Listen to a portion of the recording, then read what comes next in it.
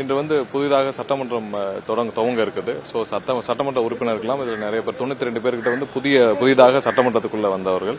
So அனைவருக்கும் வந்து ஒரு பயிற்சி முகாம் எப்படி நடக்கும், சட்டசபை எப்படி நடக்கும், அதில் எதெல்லாம் பேச வேண்டும், எப்படி இருக்கும், ஸோ அதில் என்னென்ன மாதிரியான ப்ரொசீஜர்ஸ் ஃபாலோ பண்ண முடியும், என்ன புரோட்டோகால் என்ன, ஸோ சட்டமன்ற நிகழ்வுகள் எப்படி இருக்கும், ஸோ அதில் பேச வேண்டிய விஷயம் என்னென்னலாம் வந்து தவிர்க்க வேண்டிய விஷயங்கள், ஸோ இதற்கு முன்னாடி சட்டசபையில் நடந்த சுவாரஸ்யமான நிகழ்வுகள் எதெல்லாம் வந்து வரலாற்றில் எப்படி அண்ணா சட்டசபையில் இருந்த பொழுது முதலாவதாக பேசிய விட்ட விஷயம், அது மாதிரி பல வரலாற்று விஷயங்களை தெரிந்து கொள்ள வேண்டும் என்பதற்காக சட்டசபை நிகழ்வுகள் குறித்தும் எப்படி இருக்குன்றதுக்காக இன்னைக்கு வந்து 2 நாட்கள் அனைவருக்கும் நடக்க இருக்குது. ஸோ 2 நாள் கண்டிப்பாக இன்னைக்கும் நாளைக்கும் நடக்கும். ஸோ இதில் அனைத்து கட்சி சட்டமன்ற உறுப்பினருக்கும் அழைப்பு எடுக்கப்பட்டது. பெரும்பாலும் கலந்து கொண்டிருக்கிறார்கள். பெரும்பாலும் முதலாவதாக சட்டமன்றத்துக்குள் வந்தவர்கள் அனைவரும் கலந்து கொண்டிருக்கிறார்கள். அனைவரும் இந்த பயிற்சியில் கலந்து கொள்வார்கள். திமுக அதிமுக சட்டமன்ற உறுப்பினர்கள் பங்கேற்கிறார்கள். அவர்களுக்கு இது வந்து கண்டிப்பாக பயிற்சி முகாம். இப்போ சட்டசபையில் எப்படி இருக்க வேண்டும் என்று, ஸோ அதில் அவங்களுடைய சொந்த விருப்பம் கலந்து கொள்ளாது. கண்டிப்பாக இப்போ ஏதாவது கண்டிப்பாக புதிதாக வந்தவர்கள் கலந்து கொண்டால் நன்றாக இருக்கும். ஜூலை 1ஆம் தேதி அந்த மின் கட்டணத்தை உயர்த்துவது தொடர்பாக மின்சார ஒழுங்குமுறை ஆணையம் ஆணை பிறப்பிக்க வேண்டிய ஒரு சூழல் இருக்குது. எப்படி இது எல்லாம் வந்து 2022 அவங்க டேரிஃப் ரிவிஷன் அப்ப திமுக ஆட்சியில் கொண்டு வந்த விஷயங்கள். ஸோ அதை வந்து இப்போ அதிகபட்சம் 6% வரைக்கும் உயர்த்தி கொள்ளலாம்னு சொல்லிட்டு அவங்க அப்போ பண்ணிட்டாங்க. அதன் மூலமாக ஒவ்வொரு வருடமும் அரசையே கேட்காமல் ஆட்டோமேட்டிக்கா கொண்டு வர மாதிரியான ஒரு சட்ட விதிகளை அவங்க வந்து பண்ணிட்டாங்க. 2022 டேரிஃப் ரிலீஸ் அப்ப திமுக செய்து விட்டார்கள். ஸோ அதை வந்து சரி செய்யும் விதமாக இப்ப என்ன மாதிரியான கொள்கை முடிவுகள், இப்ப அந்த காஸ்ட்டை வந்து எப்படி இன்கர் பண்ணலாம், பொதுமக்களுக்கு பாதிப்பு இல்லாத வகையில் எப்படி அதை வந்து சரி செய்யலாம்னு சொல்லிட்டு கண்டிப்பாக முதல்வர் அதுக்கு தான் இப்போ இன்னைக்கு ஆலோசனை நடக்கவிருக்குது. ஸோ கண்டிப்பாக முதல்வரிடம் ஆலோசித்து விட்டு எப்படின்னு செய்வோம். கடந்த 2025 இண்டெக்ஸ் வேல்யூ 3.16% ஏற்றிருந்தாங்க. இந்த வருஷம் பாத்தீங்கன்னா 3.86 கண்டறியப்பட்டிருக்கிறதா அறிய முடிகிறது. இல்ல இது ஒவ்வொரு வருஷமும் எப்படி ஏத்தணும், ஒவ்வொரு வருஷமும் என்ன டாரிஃப்ல ஏத்தணும், எவ்வளவு சதவீதம் சொல்லிட்டு எல்லாமே பிக்ஸ் பண்ணி TNERC 2022 போட்ட ஆர்டர்ல இருக்கு.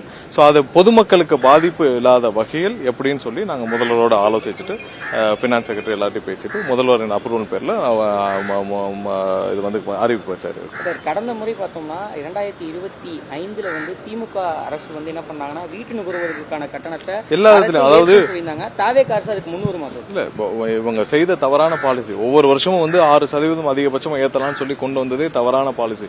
இதை வந்து அவங்க வந்து தேவையில்லாமல் அந்த மாதிரி ஒரு பாலிசியை கொண்டு வந்துட்டு இது ரெண்டு பக்கம், அதாவது நுகர்வோருக்கும் அதுல கமர்ஷியல் யூசர்ஸ்க்கும் ஹை டென்ஷன் யூசர்ஸ்க்கும் பெரிய தொழில்துறைக்கும் எல்லாருக்கும் பாதிப்பு ஏற்படுத்த வகையில் இந்த இதை கொண்டு வந்திருக்காங்க. ஸோ இதை வந்து பாதிப்பு பொதுமக்களுக்கு அட்லீஸ்ட் பொதுமக்களுக்கு பாதிப்பு ஏற்படாத வகையில் எப்படி பண்ணணும்னு சொல்லி ஆலோசனை செஞ்சுட்டு வரோம். அதாவது நேற்று கண்டிப்பா வந்து எல்லா சிறைச்சாலைகள்லயும் தேவையில்லாமல் இந்த டிரான்ஸ்பர்ஸ் நிறைய நடக்கின்ற புகார்கள் வந்தது. அதன் அடிப்படையில் சிறைச்சாலைகளில் இருக்கிற ஊழியர்கள், அங்கே இருக்கிற வேலை பார்க்குற அனைவருக்கும் வந்து தேவையில்லாத அதாவது அட்மினிஸ்ட்ரேட்டிவ் பர்பஸ்க்காக நடக்கிற டிரான்ஸ்பர்ஸை வந்து கண்டிப்பாக நிறுத்த சொல்லியிருக்கோம். எல்லா இடத்துலையும், இங்கே மட்டும் இல்லை, இபிலையும் சரி, சிறைத்துறையிலும் சரி, அனைத்து இடத்துலையும், லா டிபார்ட்மெண்ட்லையும், லா காலேஜஸ்லையும் வந்து தேவையில்லாத டிரான்ஸ்பர்ஸை, அட்மினிஸ்ட்ரேட்டிவ் பர்பஸ் டிரான்ஸ்பர்ஸை பண்ண வேண்டாம்னு சொல்லியிருக்கோம். கிளியரா என்னென்ன டிரான்ஸ்பர்ஸ்லாம் பண்ணோம்னா ஒரு டிரான்ஸ்பரன்சியோட எங்கெங்கெல்லாம் வேக்கன்ட் இருக்கோ அதை பப்ளிஷ் பண்ணி யாரெல்லாம் டிரான்ஸ்பர்ஸ் கேட்டிருக்காங்களோ வெளிப்படைத்தன்மையோட ஒரு போர்டை வச்சு அந்த போர்டு மூலியமாக டிரான்ஸ்பர் பண்ணணும்னு சொல்லியிருக்கோம். அது சிறைத்துறையில் நிறைய புகார்கள் வந்தது. அதை முன்ற காலங்களில் தேவையில்லாமல் டிரான்ஸ்பர் பண்ணி அதன் மூலமாக ஒரு வேக்கன்ட் கிரியேட் பண்ணி அப்போ அதில் வந்து நிறைய முறைகேடுகள் நடந்ததாக புகார்கள் வந்த அடிப்படையில் எல்லா இடத்துலையும் அட்மினிஸ்ட்ரேட்டிவ் பர்பஸ் டிரான்ஸ்பர்ஸ்ன்ற பெயரில் பண்ணப்படும் டிரான்ஸ்பர்ஸ் அனைத்தும் நிறுத்தப்பட்டிருக்கு.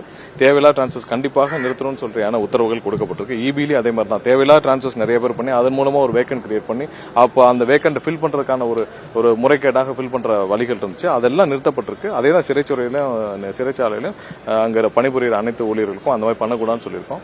ஸோ ஒரு சில பொசிஷன்ஸ் எப்படின்னா 3 வருஷத்துக்கு ஒரு ரொட்டேட் பண்ணணும்னு இருக்கு. ஸோ அதையும் வந்து வேக்கன்ட் எங்க இருக்கோ அதன் அடிப்படையில் ரொட்டேட் பண்ணணும்னு சொல்லி அறிவிப்பதற்கு அதுக்கு வந்து போர்டு ஒன்று வச்சிருக்கோம். போர்டு ஒன்று பிக்ஸ் பண்ணி டிரான்ஸ்பரண்டா எங்கெங்கெல்லாம் வேக்கன்ட் இருக்கோ, இபிலையும் அதே மாதிரி தான் எங்கெங்கெல்லாம் வேக்கன்ட் இருக்கோ அதை கிளியரா பப்ளிஷ் பண்ணி இங்கெல்லாம் வேக்கன்ட் இருக்கு, அந்த வேக்கன்ட்க்கு யாராவது அப்ளை பண்ணியிருந்தா அதோட சீனியாரிட்டி இதுல அடிப்படையில் தான் நிரப்பணும்னு சொல்லியிருக்கு. எங்கேயுமே மறைமுகமாக துண்டு சீட்ல கொண்டு போய் டிரான்ஸ்பர் கொடுக்குறோம் அந்த மாதிரி நடைமுறைகள் அனைத்தையும் நிறுத்தப்பட்டிருக்கு. டிரான்ஸ்பரண்டா வேக்கன்ட்டை பப்ளிஷ் பண்ணி அதன் மூலமா பண்ணணும்னு சொல்லி தெளிவான அறிவுரைகள் கடந்த 3 வாரங்களா அதான் ஃபாலோ பண்ணிட்டு இருக்காங்க. எங்கேயுமே வந்து வந்து அட்மினிஸ்ட்ரேட்டிவ் பர்பஸ் டிரான்ஸ்ஃபர்ஸ் நிப்பாட்டிருக்கு. சிறைத்துறையிலையும் இது அதை வந்து சொல்லி ஸ்ட்ரிக்டா நிப்பாட்டப்படும். சார் வழக்கமா ஜூன் 15ஆம் தேதிக்குள்ளார அந்த மின்சார ஒழுங்குமுறை ஆணையம் அறிக்கையை வெளியிடுவாங்க. இந்த ஆண்டுக்கான அறிக்கை வழங்கப்பட்டு விட்டதா? இண்டெக்ஸ் வேல்யூன்றது அது முதல்வரோட ஆலோசிச்சுட்டு கண்டிப்பா அதுக்கு நான் கொடுப்போம். நன்றி. தேங்க்யூ.